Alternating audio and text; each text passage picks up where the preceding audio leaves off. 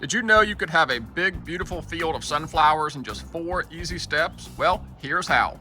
First, you want to break the ground and decompact it using either a disc harrow, tiller, or cultivator. This will break the ground up, loosen the soil, and allow the sunflower roots to penetrate deeply. Next, you're going to evenly spread a blend of sunflowers and fertilizer across the field, no more than about 10 to 20 pounds of sunflowers per acre. You're also going to want to spread out a high nitrogen fertilizer. We always recommend doing a soil test to know exactly what the sunflowers need, but a high nitrogen fertilizer at 80 to 100 pounds of nitrogen per acre is a safe bet.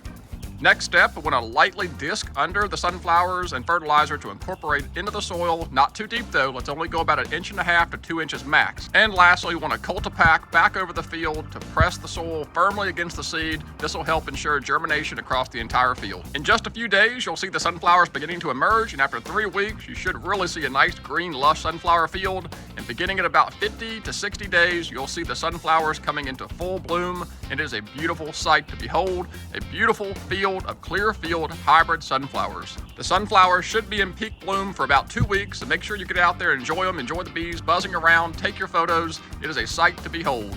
If you found this helpful, please consider liking and subscribing. We put out weekly videos throughout the spring and summer that help small DIY hobby farmers and gardeners plant beautiful sunflower and corn fields to attract more wildlife. Thanks so much for watching, and we'll see you in the dove field.